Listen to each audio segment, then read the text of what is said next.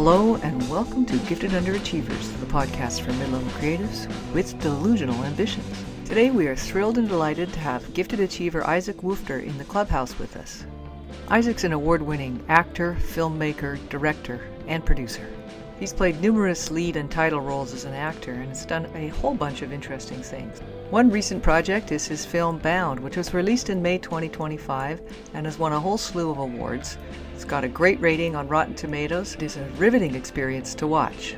The thing we found about Isaac is that his wisdom is deep, intense, and far-reaching. He knows a lot about the creative life and about how to make things happen. Our conversation with Isaac starts with the story of how he got into acting. Hope you enjoy. I started as an actor in undergrad, and I took a class with my buddy who did a lot of acting in high school. We ended up going to the same undergrad, and I was so bad at it, and it was really hard. But I was very invigorated, and I thought, this makes me feel alive.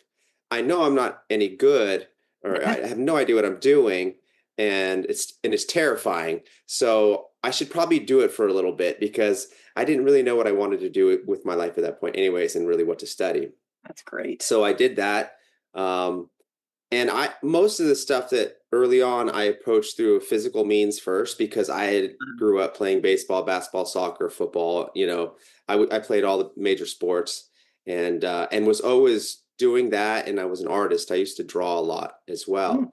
And had some stuff in galleries and won some awards, best of show and whatnot. But I never done any acting. And so I did that. And I wasn't very good, but I was an undergrad and I was a male. So I still got cast because there was a lot less males doing it.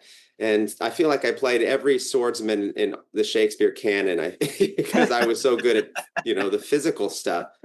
And bit by bit, I would, I just kept stretching and taking classes that just, flexed and worked different muscles, whether they're physical muscles or intellectual muscles, and all through the acting stuff. And then I ended up going to, I knew I needed more training, and I ended up going to Columbia University. I got my master's there. And we had some big prolific theater teachers. Kristen Linklater was there, who was our voice teacher, which is one of the reasons why I wanted to go, because I never trusted my voice. I didn't know that my voice was enough. I felt like I had to learn a voice in order to be able to use that voice on stage. And and I didn't realize it was really just about freeing my own voice. But every school teaches her method essentially. And I actually had the queen herself. And we had some other big names and stuff. The gem of the program for me ended up being my mentor. It was from Romania, this little Romanian physical theater teacher who taught me all different styles of acting from all different countries: Germany, Polish, Italian, French, all different kinds of things. And he was huge on vaudeville, slapstick, silent movie, commedia dell'arte, mask, things of that nature, and which just paired with my strengths as an actor because of all the physical movement anyways. So I learned a lot from him, and he was the gem of the program for me. Cool.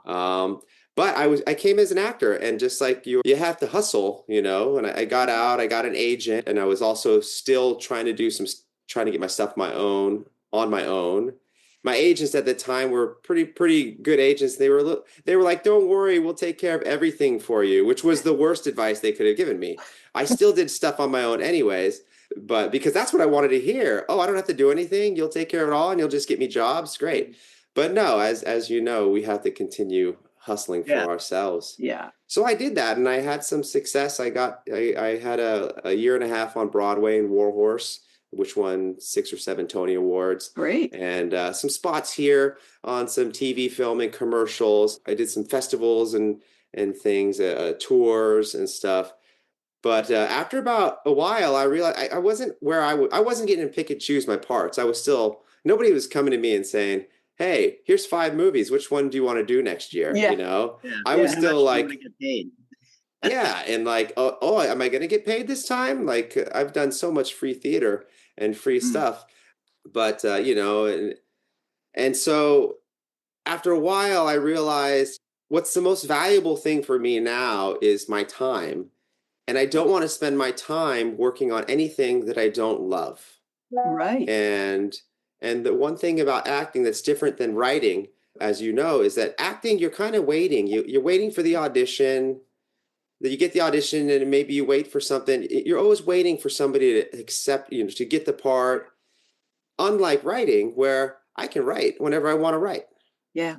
So I called a screenwriting friend of mine once, and I said, "Hey, look, I have this story idea, and I don't know anything about screenwriting. I've read some screenplays, of course.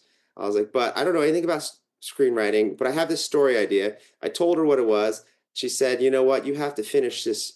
You have to take this class and write this story." And I was like, "Well, why?" And she said, "Because I need to know how it ends."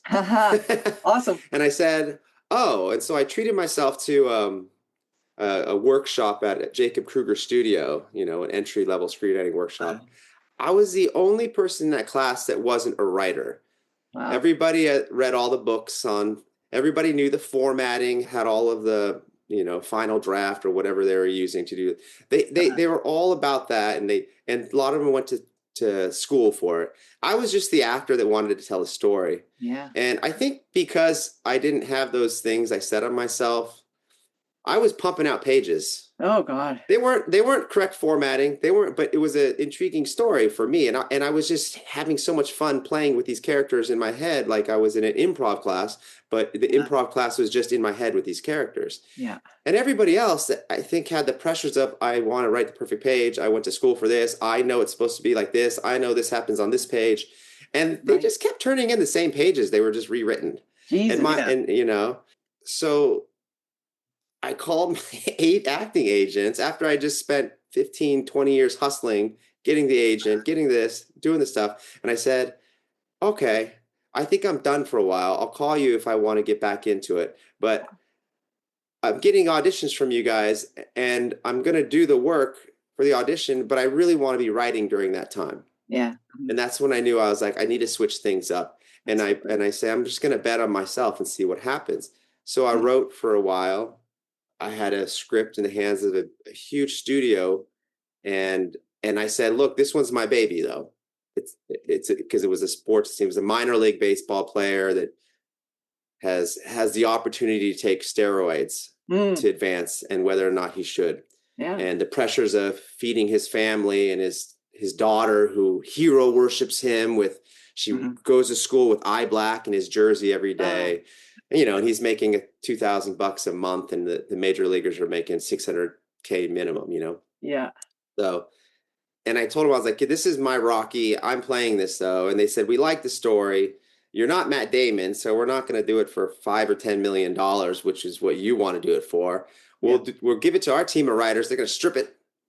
Right. So I'll probably lose the screenplay credit. Maybe I'll get a writing credit, but we'll let you play the lead. We're going to do it for a few $100,000. Wow. And I was like, "No, man, I'm an artist. You're not going to ruin my, I didn't say that to him. I thought that. And then I went back and I talked to some people, and I was like, "What should I do?" And I got everything from that reaction from my friends. And then I talked to someone in the profession, and they're like, "Just do it, man.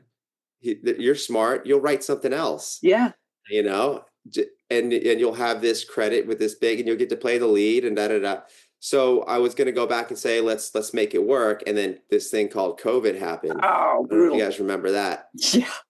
Barely. So during COVID, since all this talk stalled, I said to myself, "You know what? I can't raise $5 or $10 million. Yeah. But I think I can raise a few $100,000 and go from there." Great. And I wrote this project here. Yeah. And so that was my way in. That's so my way cool. into. Nice. So Nice. I hustled as an actor, then I hustled as a writer, and I realized at one point I was like, "Oh, I guess I got to make one of these. No one's coming to, Yeah. It's hard enough to get somebody to read something, let alone give you money to make it." So and I agree with that advice that you got, which is take the job and prep for the next thing, right? Because you're growing, right? This isn't one and done. kind of thing. Yeah. And I also like, there's a bit of this trajectory of, finding your voice and then betting on yourself. Mm-hmm. Right. Yeah. And so the finding your voice, do you feel like, I mean, was there a moment where it just really clicked? But also feels like it would be a continuous process, that it's not, ever done, kind of thing. Yeah.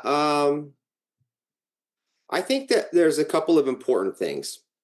All of it has infused me. Every class I've ever taken, everything I've ever done in my life has infused me in one way and informed me in one way. But one of the biggest things is to always keep a spirit of play. Yeah. Because it's tough to do things. But if you're in a great mood, that thing that's tough to do is a lot easier to do. Yeah. Mhm. And then you have the opposite. You can have something that's very easy, but if you're in a foul mood or whatever, you feel like you're slogging through mud, right? Mm-hmm. And Yeah. so part of that came from the actor training that with the masks and with the clowning. It was like it's always be playful, always look at things as being light, look at things as being effortless, Yeah. and it can help pull some of the things away from you. So like when I entered that class, I didn't have the things weighing me down. I just went in, I said, I don't know what I'm doing. I'm not worried about how it's looking on this page. I'm just typing or I'm writing, and I'm just going to just let it out. So that spirit of play is very important. Yeah. It's a huge thing that for me, I find for myself that I have to either get myself to a certain state of writing, but it's usually a meditative state where I'm emotionally connected. Yeah. And I took a bunch of meditative writing courses. So I find that the most effective thing for me is to either meditate, get emotionally connected, and then start writing, Mm-hmm. or write right when I wake up. Uh-huh. Yeah. Because that is kind of a meditative state that I'm coming from. And do not pick up the phone and check your emails. I actually put my phone the other side of the room especially when I'm in super writing mode. And that helps me because I just go in and I'm a lot less judgmental of my work. Yeah. So that meditation at least strips the judgment away and replaces it with more curiosity. Always Nice. judgment away, curiosity, introduce that. Right. Yep. So I just want to let listeners know when you mentioned this project and COVID, you're talking about the film Bound.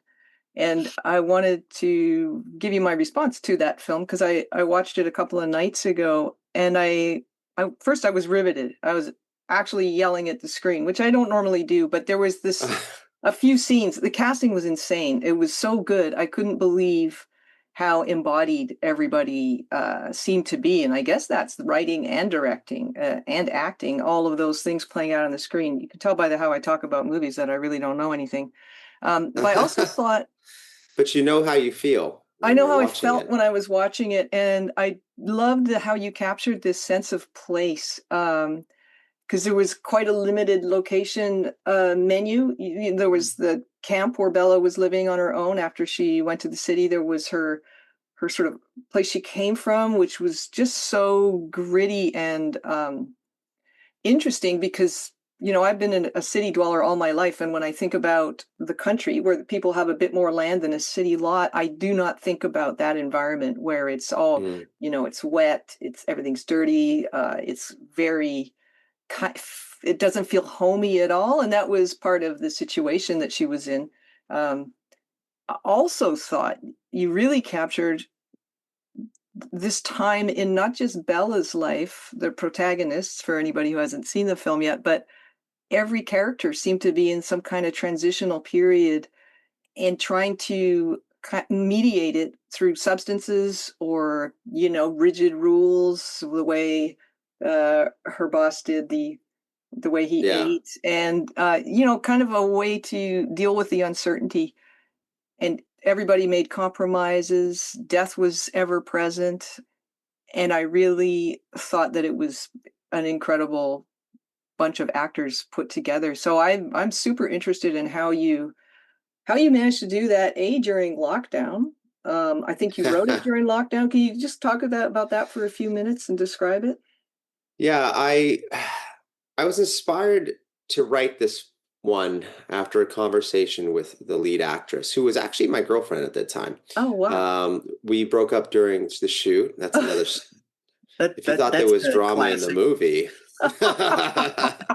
no, so we're fine. We're friends, and Sure, whatever. but the movie is bigger. The movie was bigger than both of us at a point, and it had to be finished. So Yeah.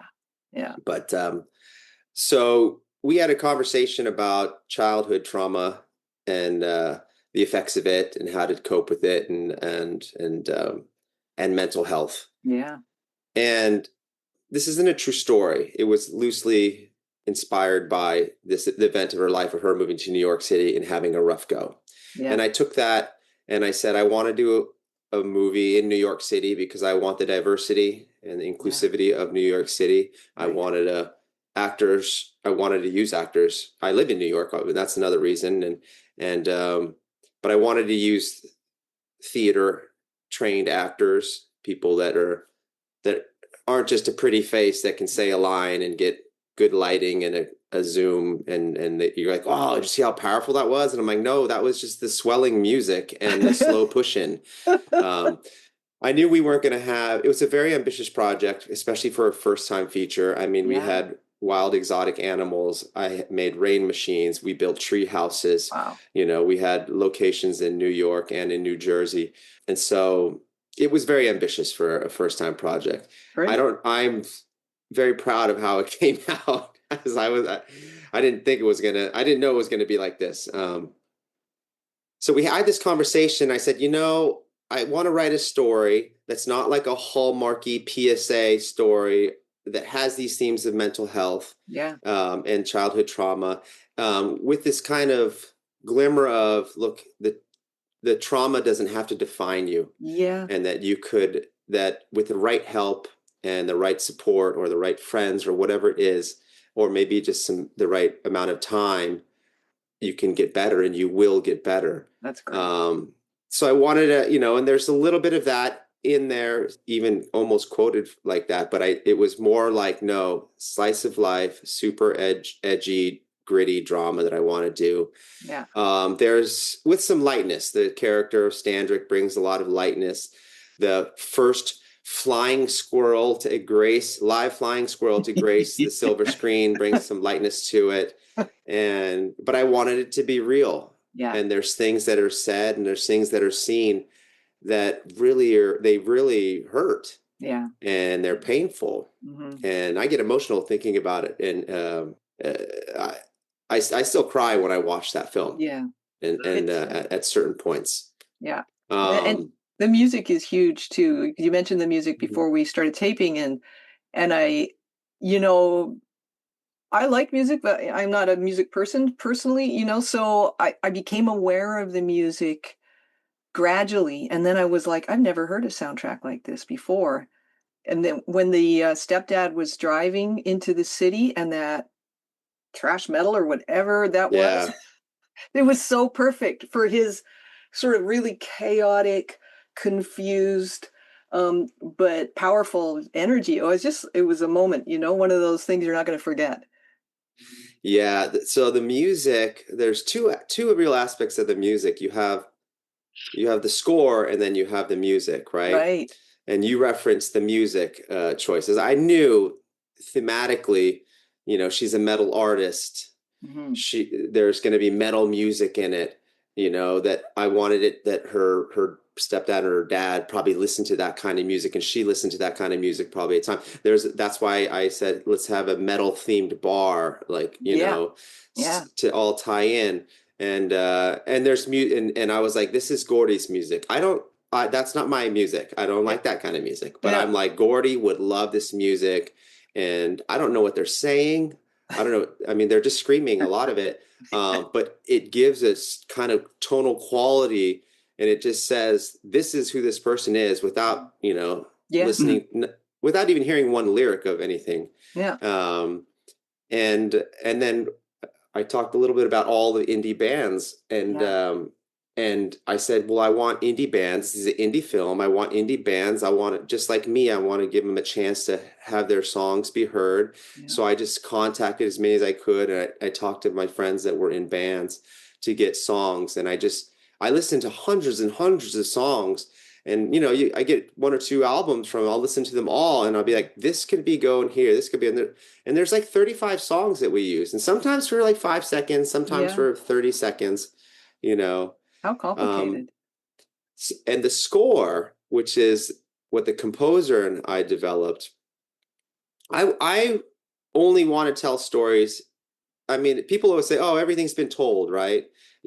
Everything's been recycled. I'm like, no, but there's always a new, unique take on it. So yes, I could have got her a puppy, but why get a puppy when I can get a flying squirrel? Yeah. And add another layer of complexity to your job too. Yeah. So that flying squirrel, by the way, would sleep in my hoodie wow. while I was directing. That's neat. Neat. Yeah. But they're marsupials. They like pouches and stuff. So for the score, I knew I wanted to use instruments from like a guitar and a bass because those are thematically in the metal world, Mm-hmm. But then the one instrument that I was talking to my buddy about, I'm like, you know what? This would be a fascinating instrument to build the score around. And it's called a shruti box.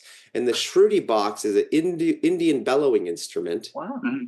Like a little bit like accordion. The homeless man in that scene is playing that shruti box. And that shruti box is the one that that's the instrument we built it around. And what I loved about it was it's very subtle and it's like breath. Mm-hmm.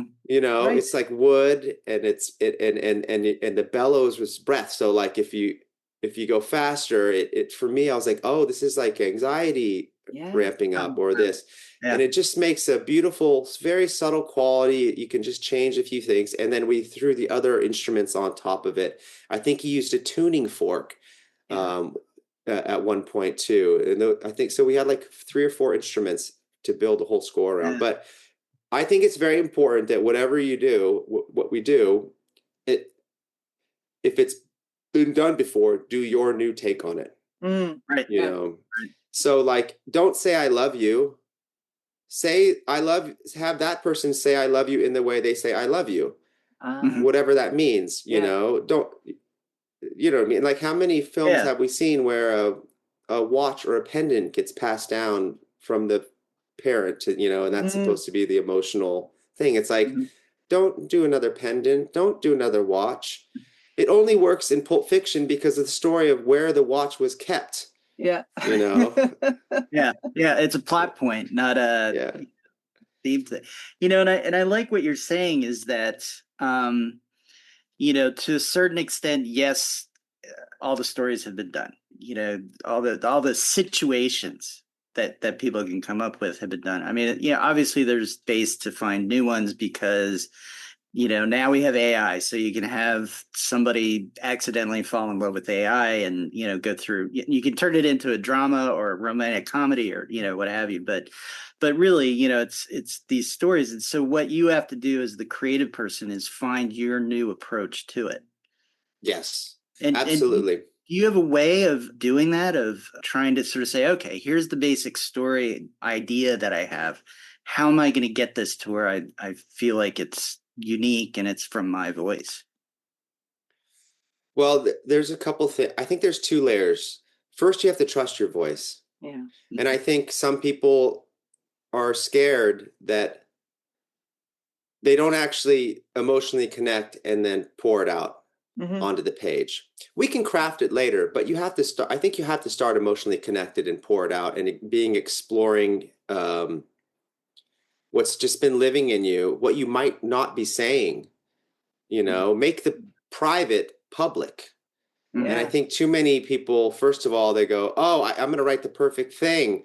What are things that are hot right now? Stories about this, stories about that, and I'm like, those aren't your stories, because you, James, you, Pat, you have a life that you live, an experience that you live that is unique and totally different than everybody else. And every one of your viewers is the same thing, whether it's where you grew up with 1 parent, 2 parents, good parents, bad parents, you live in a forest, you live in wherever, whatever your experiences are. And that's going to create your own reactions. And you live with your own traumas, or maybe not traumas, and you live with your successes or whatever it is.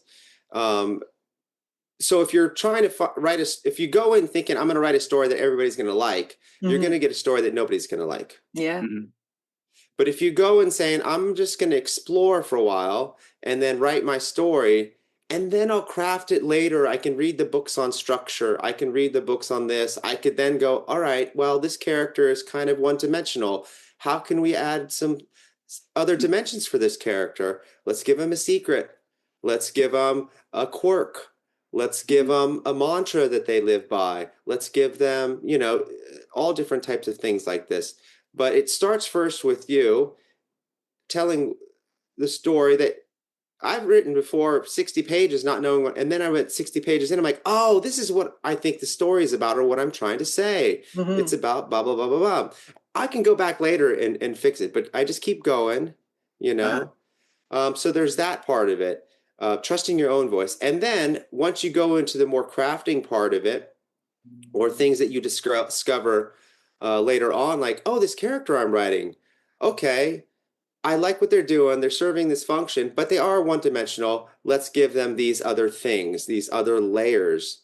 Because once you make that, what is the trauma that happened to them that makes them behave this way now? What mask are they playing all the time, What's going on underneath that? And I feel like once you give them a want, you give them a secret, you give them a quirk, and you add like 3 or 4 or 5 of these things, then they will start reacting completely different than all the other characters. It's not just like, I like this person, or I don't like this person, or I like what they do, I don't like what they do. They will have their own reaction. And then when you start seeing that, it'll just starts happening in your script, and somebody does something and all 3 or 4 people around them all react differently. Now you know that you got different instruments playing in this symphony. That is awesome. And that's really interesting, because you started out by saying, have this confidence in your voice, don't try and follow trend. And what I kind of heard is, don't chase trend or zeitgeist, create it for yourself, right? Or take the chance, bet on yourself to be able to do something very new that people will respond to. And so when you get into that kind of zone, I think it's much more rewarding, and you're going to produce better work. But in publishing, sometimes, if not often, that can make it harder to publish or to sell, right? Because gatekeepers are always looking for, we want the romance that does this, or we want, this that does that. And is that the case, do you think, for what you're doing, or is it a little bit more open? Well, I'm not given a lot of opportunities to like write other people's stories. Mm-hmm. I take that back. Let me start again. I'm actually doing that right now. I lied to you. But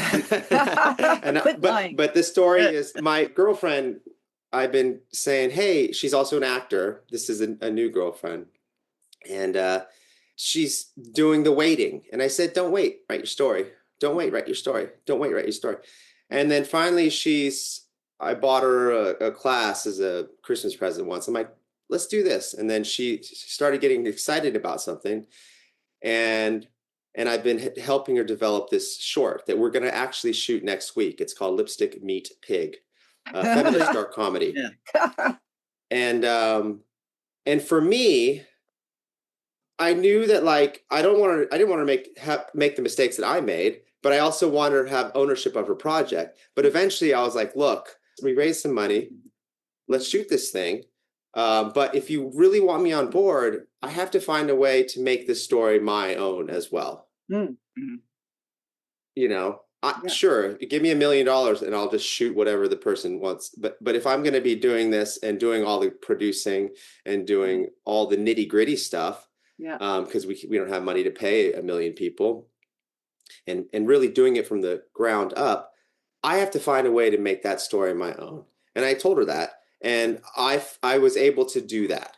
Oh, really? To be, I was able to be like, this is the things that I am interested in exploring, which some of it was similar to what she wanted to, but also what I wanted to do also added a new layer to it. Yeah.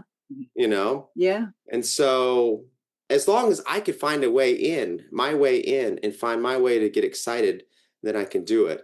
But I think, yes, you have to start with yourself. Mm-hmm. And if you really face those things and you really don't know what you're writing about, that's, instead of being afraid of that, be excited and interested about that and Mm-hmm. curious about that. Mm-hmm. Then you go, why do I keep having this same image pop up? Mm-hmm. Why do I keep having this same character say the same thing? Yeah. You know, and to approach it that you're still discovering Yeah. when you first start writing, as opposed to like, this is finished, this is final. If you know, you're still exploring, and you might take a long time to figure out what the story is. But there's something in you, if you want to write, that wants to get out. Mm-hmm. Right. Yeah. Right. You know? And there's something about screenwriting, you know, so when you write a novel, for example, you're responsible for everything. You do wardrobe, you do, you know, the scenes, the set, you know, but when you're doing a screenplay, it's sort of stripped down, and you want to leave space for the person who's going to do the casting, or the person who's going to do, you know, set design and those kinds of things. And it's a really interesting process that's very, very collaborative, which I think is a good thing. But then it comes down to, you know, you as the producer and the director are sort of in this, it's like you're doing the full spectrum of movie making.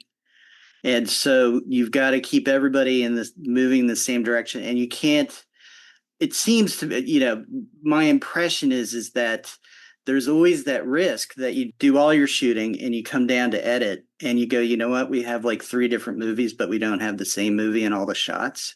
So you've got to keep that consistency and everybody going. How do you manage that? Well, I think the first thing to do is you can't make a good movie without a good script. Yeah. Mm-hmm. You might make some cool thing, but not like a really well-made movie. It has to start with a very good script. Yeah. And I don't just write. So when I'm writing, I'm actually seeing the movie in my head. I'm seeing the shots. And when I write, I'm not also, when I write my screenplays, I'm not saying close up on this, da da da da, or wide shot or this. You know, I'm not saying push in on this. I'm writing it in a way where if I say a tear rolls down Pat's cheek, that's a close up, right? We're not going to see that in a wide. Yeah. Right. or you know what I mean? Or the fork truck falls off of the parking garage. We know that's a big shot, you know, so yeah. But I'm seeing the movie. So first it's really about the developing it. I think too many people, it's so hard to finish a screenplay. I think when they're done, they're like, we did it. First draft's done. Let's shoot it. And I'm like, no way, man. You're just going to waste all your money. Yeah. That I wrote 6 or 7 endings before I found the ending in Bound where I cried while I was writing it. Yeah. Right. And now I was like, I finally got it. But I had to write 20 or 30 pages. I had a helicopter in one thing, I had, you know, police coming in one thing, and, you know, all these crazy things. And I had to just go through all that. And I kept that spirit of play and the lightness, and I had fun. And I was like, this is a lot of fun. Yeah. And I go back and I'm like, it's not on theme. It's way out of budget. It's, you know, it's a happy ending. It's too happy. It's too tragic. You know, I want a realistic one that's happy and sad, you know? So, and that's really tied around the theme, which should be tied around the title. You know, Pat spoke about the characters in Bound all going through something. They're all bound by something. Yeah. They're all running away from something. Yeah. But some of them have, the character Bella is running away from it. And the other characters, especially the older characters, they may have faced it. They may have gone through what she's going through now 10 years ago and gotten past it. Maybe they're still damaged by it. Maybe they still don't want to look at it, you know? Yeah. I don't want to make any spoilers for anybody. But everybody's at different levels of this huge crucial moment and big choices being made in her life, because that's what we want to see as filmmakers. I love that. And then the word bound has another meaning too, bound for glory, homeward bound. There's all these layers to it that really work on more than one level. So I love that. I want to circle back to something you said and what you were talking about with your girlfriend's project and how you treated her or gave her as a gift, a learning experience, a course or something. And you talked earlier about treating yourself to a workshop, and you started by talking about your training as an actor in terms of the people that you trained with and what they gave to you. So I'm curious about how you view mentorship in your creative industry from any standpoint. If you just could talk about what it means to you, and also the idea of how your trainers or mentors, why you go to them when you go, and what kind of thing you're looking for, or how that feels. I went to school, like I said, because I just was unsure. I didn't know I just knew it was tough, and I wanted to learn more, and I wanted to be just kind of this sponge. Yeah. I knew certain strengths and I knew certain weaknesses. And I realized that I wasn't necessarily learning something that I was going to then use. Mm-hmm. I was learning that I was enough. Yeah. I was learning that, I could strip away things, and it was more about stripping away things than learning something and saying, now I'm a complete package. I'm not a complete package. I'm just somebody that's willing to now take bigger chances, and I'm willing to fail in front of people. Right. So that type of thing. One of the coolest moments I remember about mentors, I walked into my physical teacher, his name's Nikki, I spoke a little bit about, and I said, Nikki, like, my instincts, on theater, I just always want to be moving. I always want to be moving. And, it's because that's when I get scared or nervous, I want to move or whatever. Yeah. And I'm always like, well, that means the character, right? And that means this. So that's my instinct. And people say, and I'm moving too much.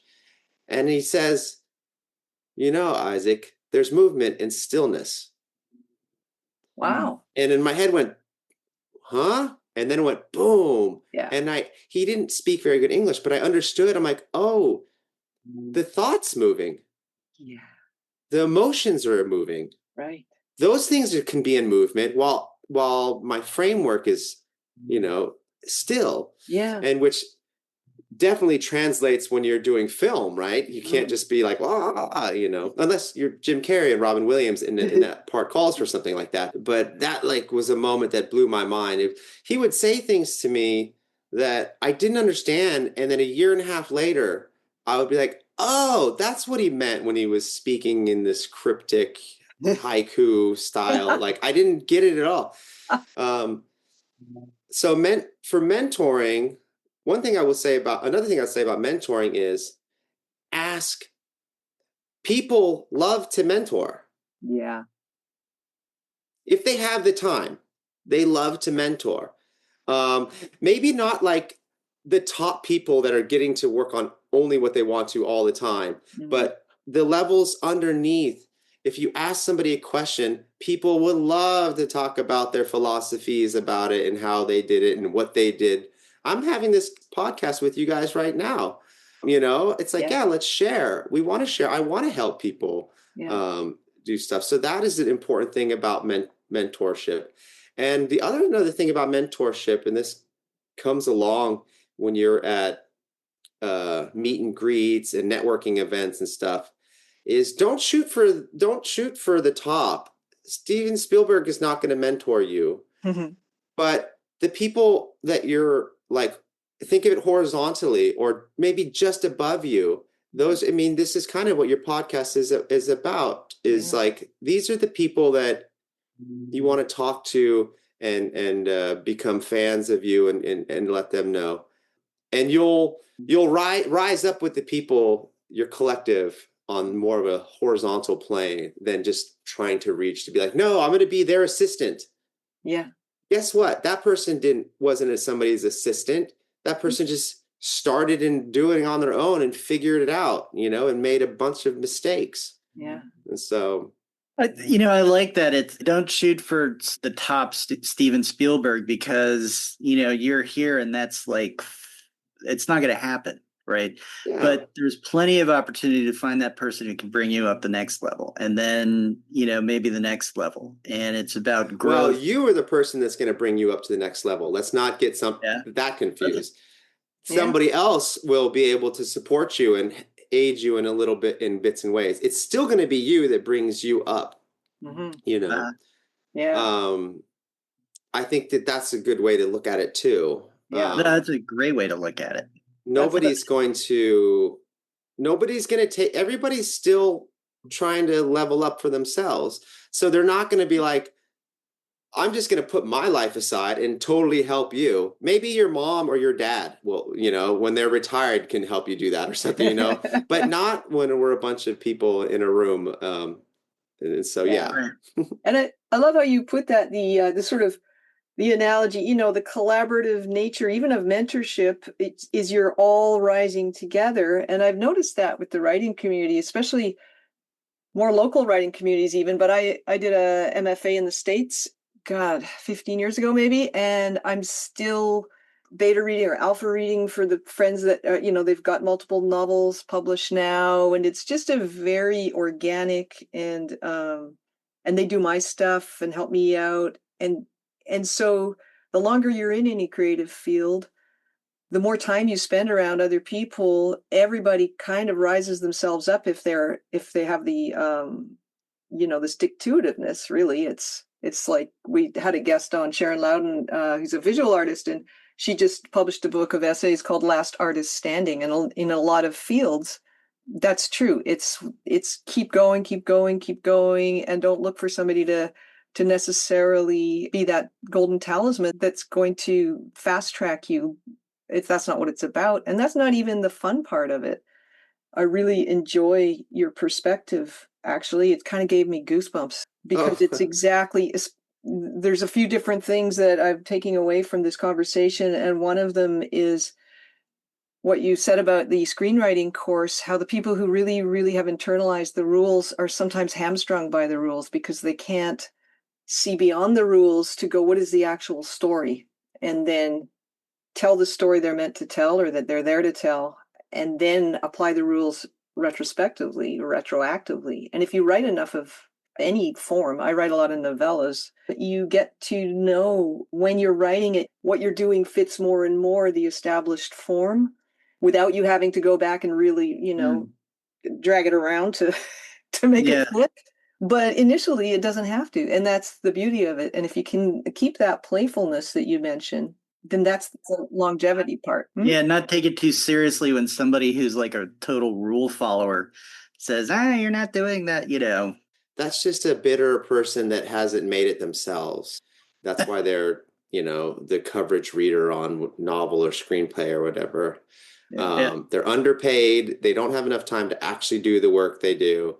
And if they make a mistake and they say, this one is great, and they pass it up, and it goes to the next level. And then especially for novels, it could be 600 or 800 pages and it gets read by the next level. And they're like, this is shit. Like, they're too scared to take that chance. Which most people, and they also are looking, their way of judging it is by what's worked in the past. Yeah. Well, my favorite movies are the ones that were unlike any other movie that was made before that. Yeah. So that's what I want to do. Yeah. I'm not interested in making whatever, something number 17, the 18th version of whatever. Fast and Furious. Yeah. Although I would like those checks. I'd like that bank account. Yeah. Then I could do all the free theater I want. Or the descriptor, he's the next Wes Anderson. It's sort of like, I want to be the next me. I want to break that ground myself, not. Yeah. And it's about really making sure that, look, if you're writing and it's not kind of scary to share what you're writing, you're probably not really writing anything worth sharing. Or, because you know what I'm saying? If it's like, it means it's probably really safe. Yeah. And we don't want safe. I don't want to read safe. Yeah. I want to read whether it's a novel or a screenplay, I want to read about certain characters and the most crazy points of their life, the turning points of their life, where if they make the wrong turn, they die, or they lose this, or, you know, the thing that is going to change them forever, the stepping stones of their life. Yeah. I'm not so interested in the day-to-day of, you know, them having their donut in the morning and their coffee. Like, you know, that better be interrupted by a fire truck coming through the donut shop or something like that, you know? Yeah. Or somebody poisoned the donut, you know. Now I'm like, okay, what's going on now? You know? That's great. So you're talking about Bound. You had written the screenplay, you worked with the actors, you made the movie, and you split up with your girlfriend who was the lead. We can cut that out if that's, you know, too repetitive. Oh, no, she was awesome. I don't care.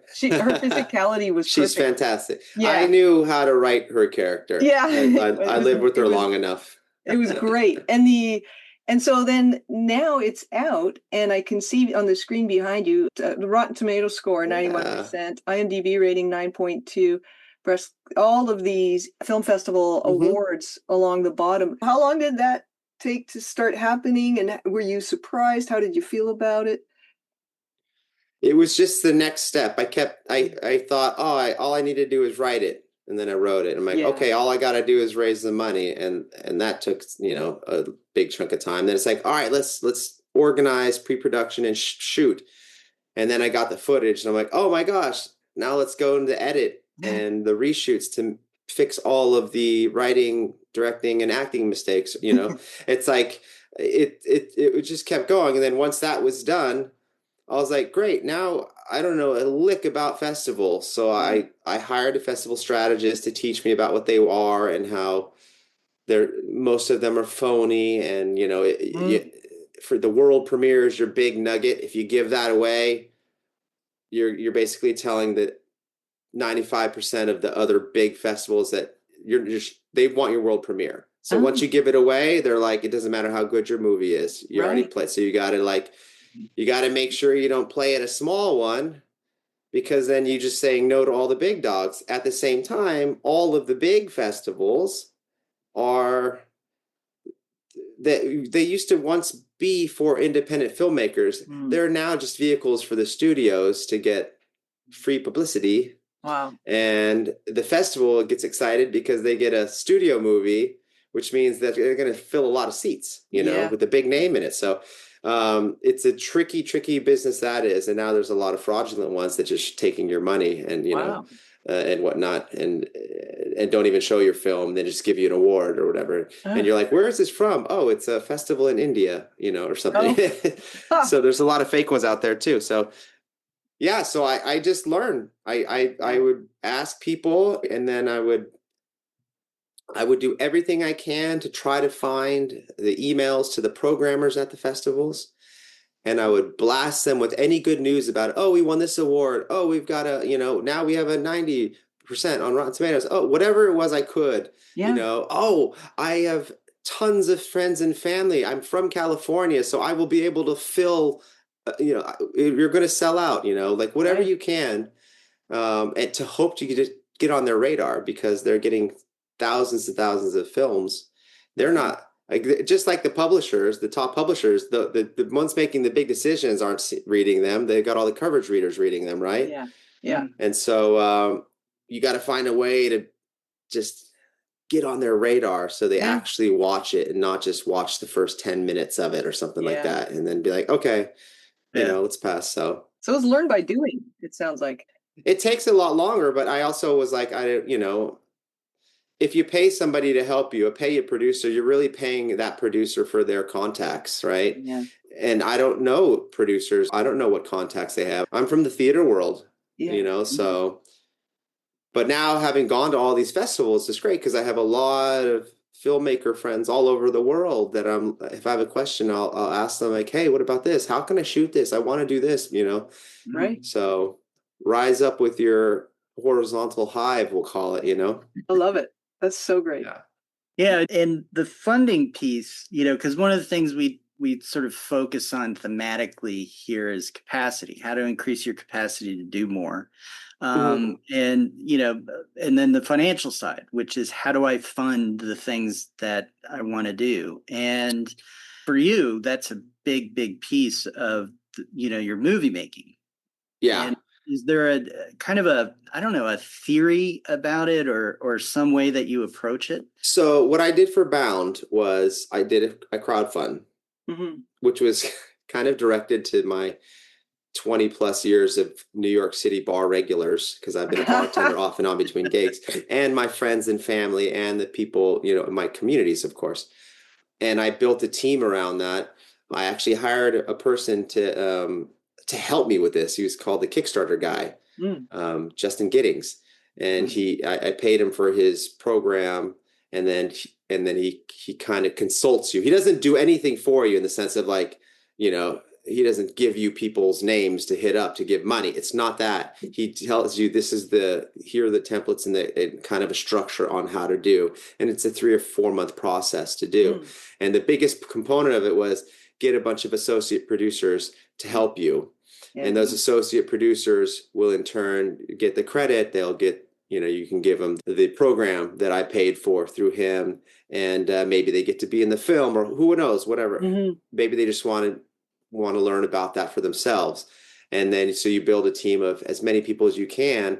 And essentially now, instead of just my contacts list, we have all these contacts lists, right? Yeah. So, and then you have a system of like, release it on this day, drop this, follow up with these emails. And it's a whole, he's got a great system. And it definitely probably doubled what I would have actually been able to make by myself. So I took that money, I raised $60,000 or $70,000, I would say roughly around that. I put my money to it, and then I went to family and friends, and then I went to people that might be interested in making a movie. And for everybody I spoke to, it's for people want it for different reasons. There's a lot of money in New York. There might be somebody that's just like, man, that'd be cool. I'll walk a festival carpet, red carpets, and they'll just cut you a check for that with the hopes that can happen. And generally people are betting on you. They're giving me money because they believe in me or they want to help me, right? And so that's how I started. And it's a lot easier to go to the people and say, hey, I have half of my budget. Right.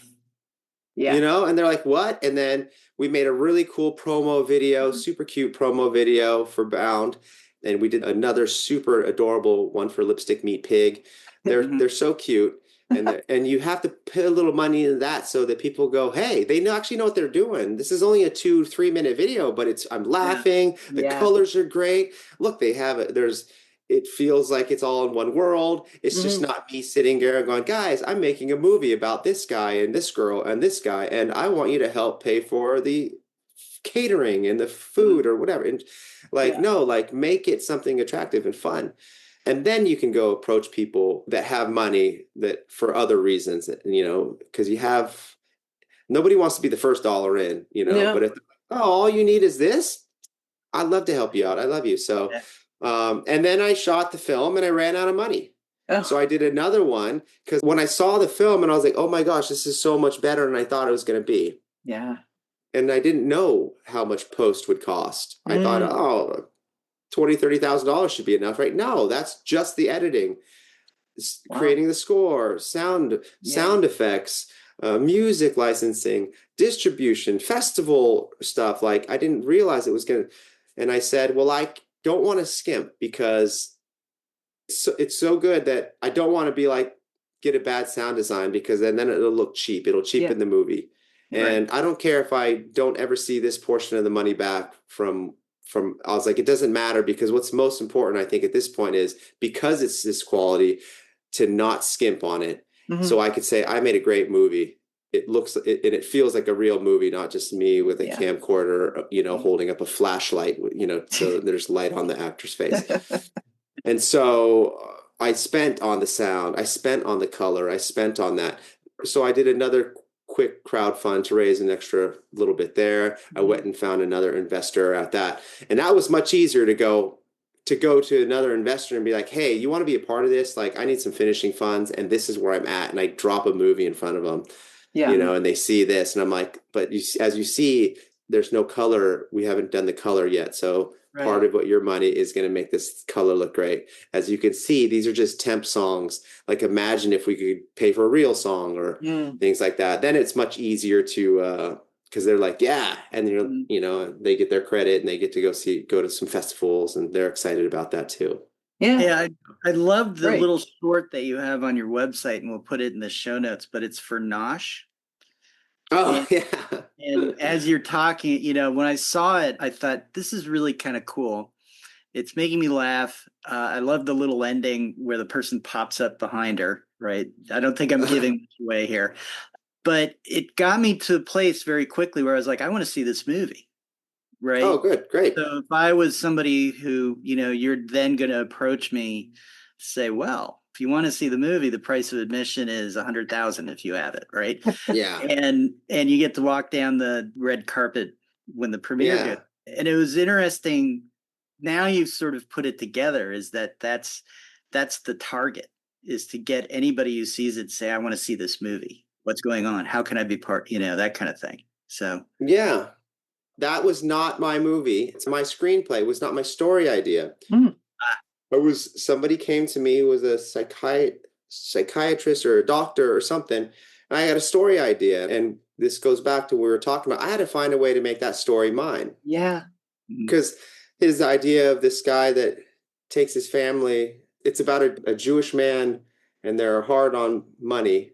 And so they start going to synagogues and temples and to steal the kiddush, steal the food, you know. And that's essentially what it was. Yeah. You know, and then the guy was like, I'd like to use these phrases. I want zingers. He would no idea what he was talking about in that sense. Very sweet man. And I was like, okay, well, you know, I'll do some research and learn about the Jewish religion and everything and the different synagogues. And I had to make it my own. And if you actually read the screenplay, it has sports in it. It has the clowning kind of fun comedy stuff in it. But otherwise I wouldn't be able to write it, you know? So interesting. And I like, you know, that was another piece of going, you know, kind of going through your website. It was interesting to me that you posted your screenplays. First 10 pages. First 10. Oh, okay. So first 10, but still, you know, you're giving a lot away, it feels like, which is good. I think, you know, you're trying to show, I think, you know, anybody who wants to fund something, but anybody who wants to hire you or bring you into a project can really see, here's what you've got. And I liked that you did that. It feels kind of generous, maybe a little risky, because somebody can see it and say, oh, that's a great idea, I'm going to take it. So everybody is so afraid that their idea will be stolen. Yeah. Right? Talk about your idea, because as you talk to people about your idea, you're writing it for yourself. Mm-hmm.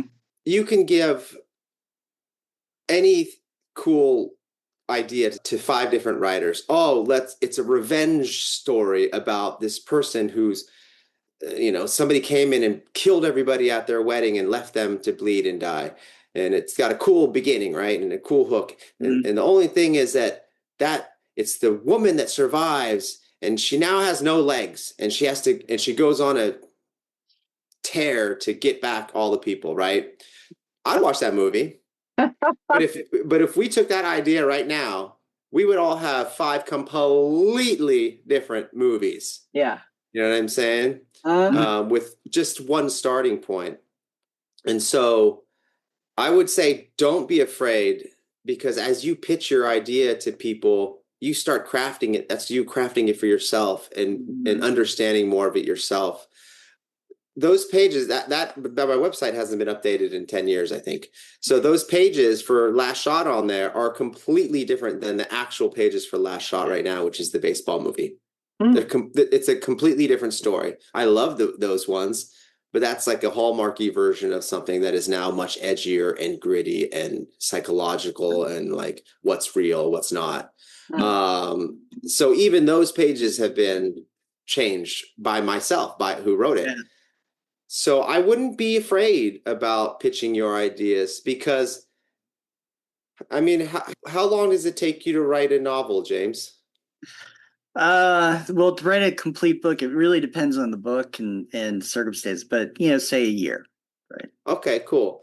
So why would I take your idea and write a story, your story, and spend a year writing something that's not mine that I wasn't never really interested in the first place? Yeah. Yeah.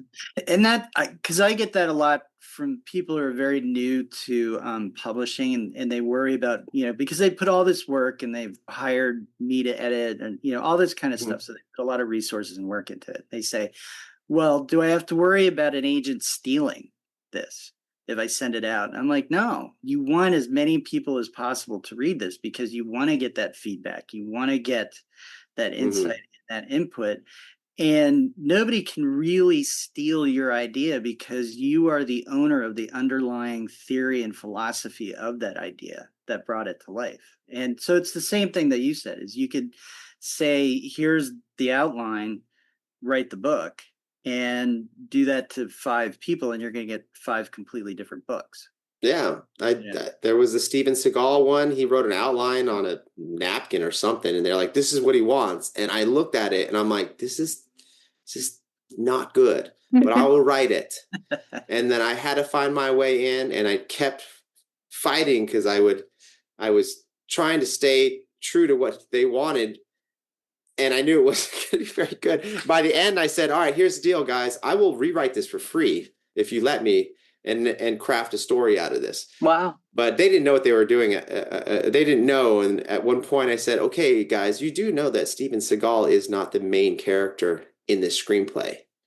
This guy is." Huh. And they're like, "Okay, well, we can't have that." So, and this was halfway through the script. So just kill the guy. Kill him off. And I was like, "No, now that doesn't make any sense." I was like, what we can do and what I recommend is they become teammates or whatever. And and that way it's 2 of them or something, I was like, I'll rewrite it for free, but I'm just letting you know, you can't just like kill the guy off 50 pages in an 80-page screenplay. Then the audience is going to be like, what am I watching? But they just, that movie never got made. And I was like, I know why. Yeah. That's the interesting thing, is when you have to work with people, and the ideal is that they make it better, but as often as not, they're going to say, oh, well, just like what you said, we'll just kill the character. Yeah. And I'm like, you're not understanding story. They just wanted to get the money to shoot it and get paid that way. Yeah. Right. This actually brings me back to a point that you talked about earlier of it is incredibly collaborative.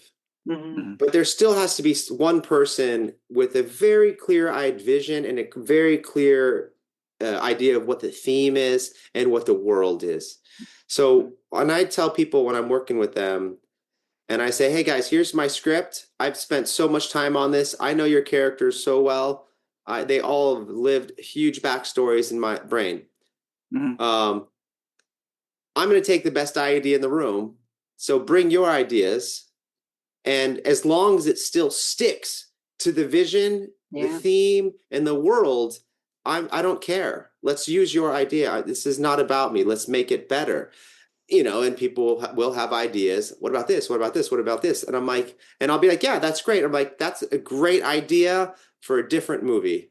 Yeah. That's not in this world, and that's okay. But that's one way to kind of keep everything together, to have that, have certain themes that really stick out. And so I feel like Bound really does that. It's all encompassed in the same world.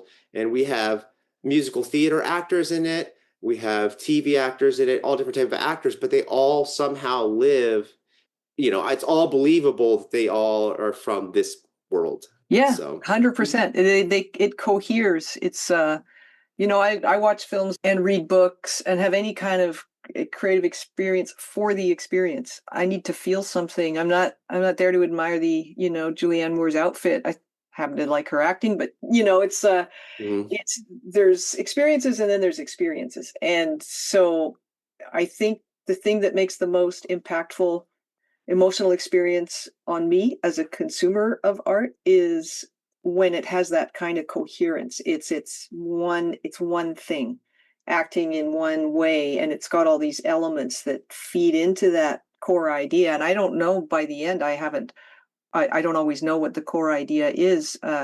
With Bound, I think when you said the title, I got little goosebumps, that's everybody's bound in some way. I hadn't looked at it that way, and it made me really understand it in a different level. And just the way that they're all sort of fighting to keep themselves in a world that's inimical to their happiness and well-being. They have to find their own way through that. All of these factors are important to it. And the idea that all of those physically so disparate people, and they're normal people. They feel like normal people. They all really were believably part of that world. And shout out to the mom who I won't give anything away, but just how specific she was and how believable. There were two parts that were incredibly hard to cast, and the Bella's mother, Yeva, is one of them, and the part for Gordy, which I actually wrote for myself. Wow. And I grew a giant beard, and I was kidding. going to cut. I grew a giant gnarly beard, and I grew it during COVID just because I'd never done it before. And I'm like, I'm going to use that as a character one day. And then I was going to cut a bunch of weight to look kind of strung out to play that character. Yeah. But yeah, I mean, I think when it comes to Bound, the acting is phenomenal. Mm-hmm. And it starts because I think it's helpful that I am an actor, and I found I just kept writing. I'm like, what would be fun for this character to do, not to feel, not like, oh, I want to I want this character to show that they're super emotional and they could cry. No, I'm not talking about that. I'm like, what are cool things that these actors can do? They can handle a sugar glider, they can, whatever it is, little tricks and little quirks that they have, and what is a reaction that has never really been done before, and they react this way or say something that's not been said, and they say it this way. And so then it was cool because I was like, oh, these actors, they are loving what I've given them to play. Yeah, what they're playing, what they're and and there's some bold choices that are made in that film, but it's rich. It's rich. They brought the best part of themselves, and I spent forever casting it. I saw hundreds and hundreds and hundreds of tapes, so many. Well, it paid off. I can't imagine anybody else in those roles, and yet they were surprising in them. And so I won't go on about it. I encourage listeners to look for Bound. You can find it in all kinds of places. I found it on one of the streaming services, and you can rent it. You can buy it. Can you go see it in theaters now, or what's the story? You can't see it in theaters anymore. We released in May 16th, and I mean, big movies with big A-listers aren't even getting, look at the Frankenstein, not just straight to Netflix. And so it's tough. Yeah. But we were able to get a week-long release in 5 cities. That's which great. Is very not really heard of anymore. Yeah. But it is on 14 streamers. It's going to be dropped on Tubi soon, I'm sure. But Apple and Amazon or the Fandango and a whole slew of places that you can rent, you can buy, you can get the DVD. Yeah, and you can buy it on YouTube. Yep, which is what I did. So, okay, so I've got one more question. This is the easy question. So curious, is there a play, a movie, or an actor that really inspired you to move forward with your career? That's a good question. I mean, I guess I would have to pick somebody that inspired me to try to be an actor, because that really started it all for me. I had a friend who's credited in the film who passed away. Oh.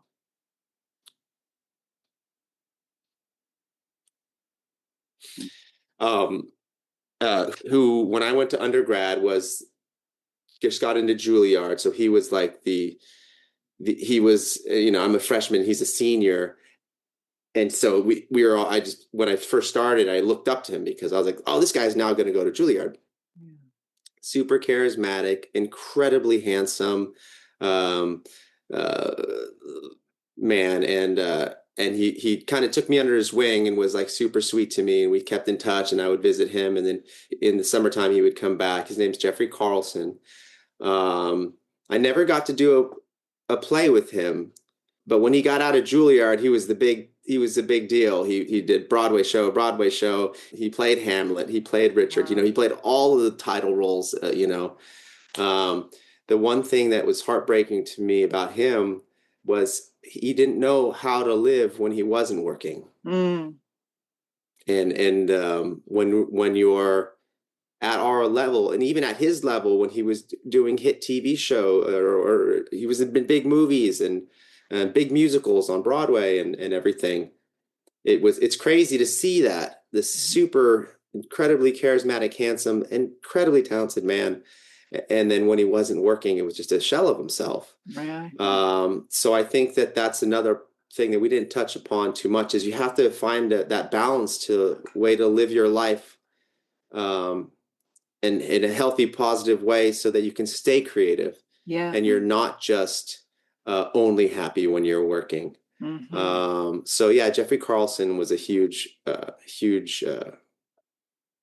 person in my life. It inspired me. Wow. Well, thank you, Isaac. That was really great. Thank you. Yeah.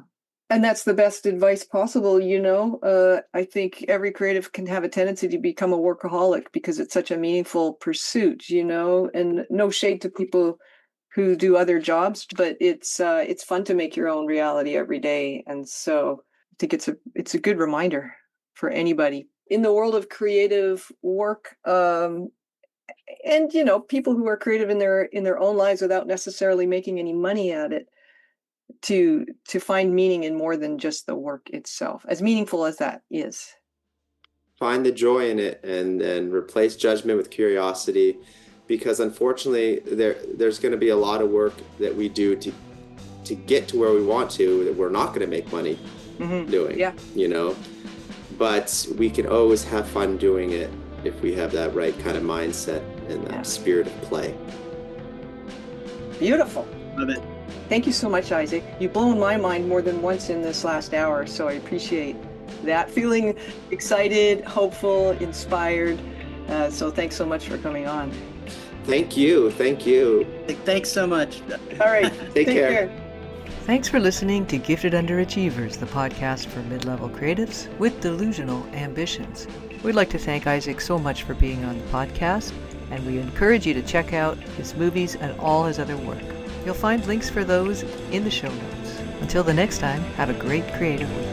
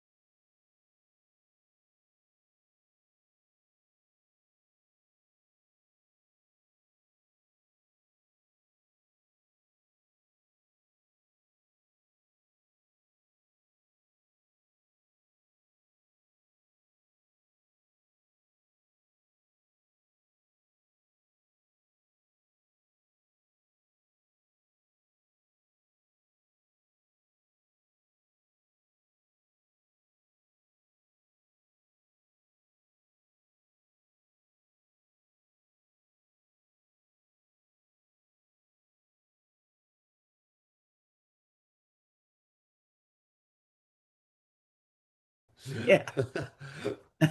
Thanks so much for agreeing to be on our weird little podcast. Just so you know, Yeah. we are in 75 countries now for some reason. I don't know what's going on there. I'm not sure if it's unusual, but we're as surprised as heck Yeah. and glad to be That's talking to creative wonderful. people. Yeah, that's wonderful. I'm glad you guys are doing this.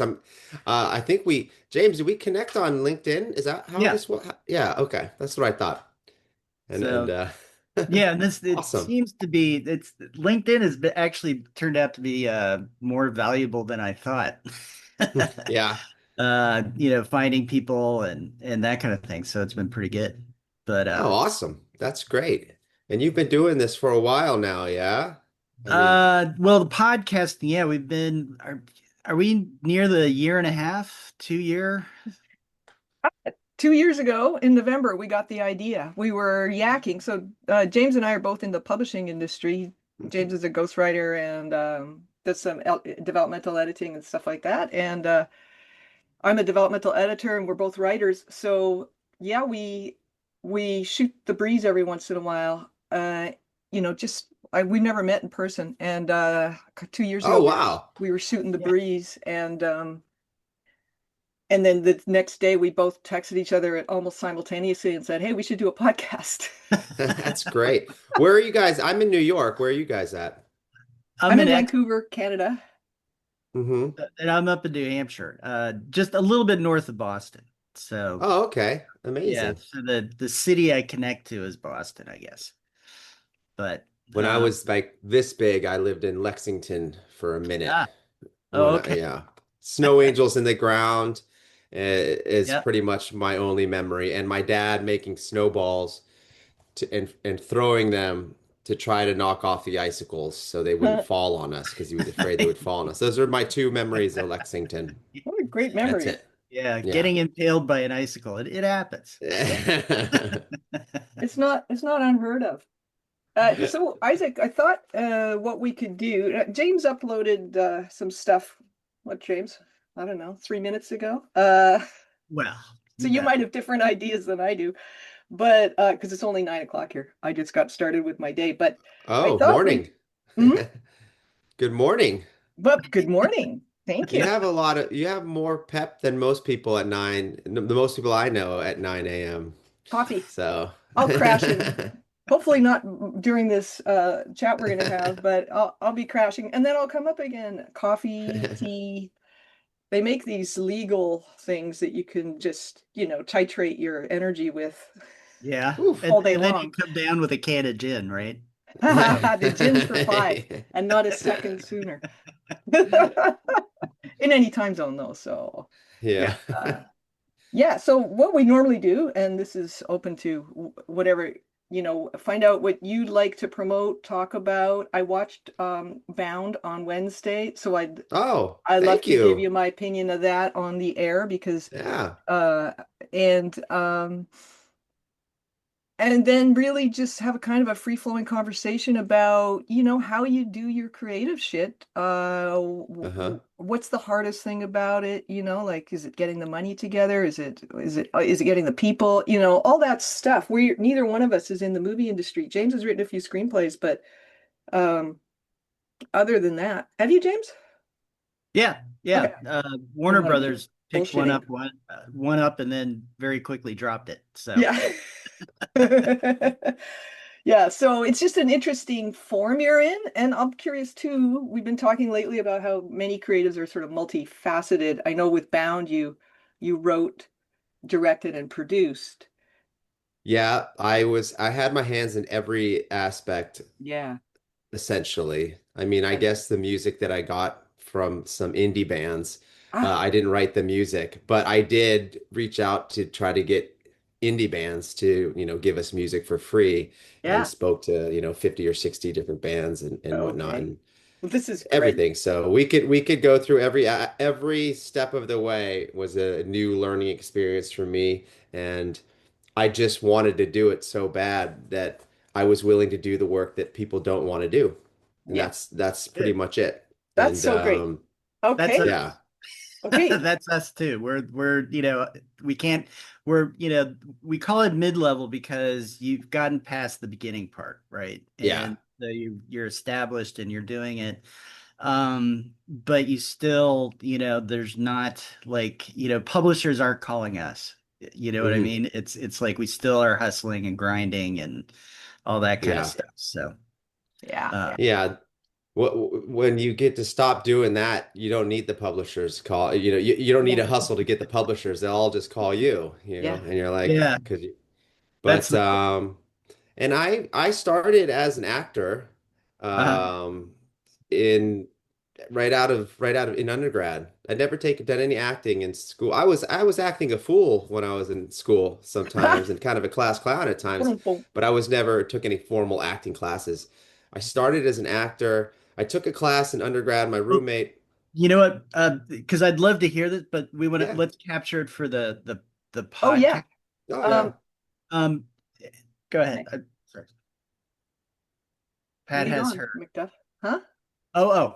So just really quick, so we don't do this live. So if you get Hmm. lost in a question or you need to go to the bathroom or something, just say hey. Got it. And then what we'd like to do is have a conversation. And Hmm. so it's not us throwing questions at you, but we'd love if you have questions. And the interesting thing is when we get these crossover Hmm. discussions between similarities between publishing or art or movie making, those kinds of things. And so, feel free to ask questions, feel free to interrupt. I'm all Whatever. game. I'm Okay, Hey, game. So. love good, your good, energy. good. And yeah, I haven't finished watching the movie, but what I've seen so far, I really, really, really like. So, yeah, and I love.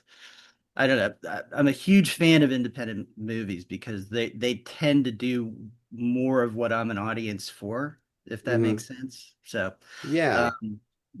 um, really interested in that. And was there anything else in our little spiel that we do? We often, well, just to let Isaac know, we consider you a gifted achiever. Yes, This Oh, is, thank you. yes. we're here to learn, really, and to share with listeners. I was talking to one of our listeners Wednesday, and she said the parts I like best are when you and your guests talk about the things that, other people don't know about trying to actually achieve a project from um, Hmm. to get it into fruition, to get it out into the world. That's the part that hangs up so many people. And it's not because they're novices and they don't know, you're an actor, the industry. It's because it's complicated and it's difficult. So that kind of information Hmm. is pretty good. So I think what we'll do is one of us will read your bio, and then Sure. Is we'll it up to date? I don't know. Did who wrote it? I don't even know. It's fine. I got it from your website. So, My acting website uh, or my the the movie website, the production website. okay. You Sure, know what? sure. I'm sure. Why don't we skip the bio and Isaac can just riff on like what he was just doing, talking about how he started as an actor, and then we can put the bio in the show notes. I think that's better Okay. than reading a bio where you might be going, "What? Oh, that." Okay. I haven't said that. No. It's, Yeah. Well, why don't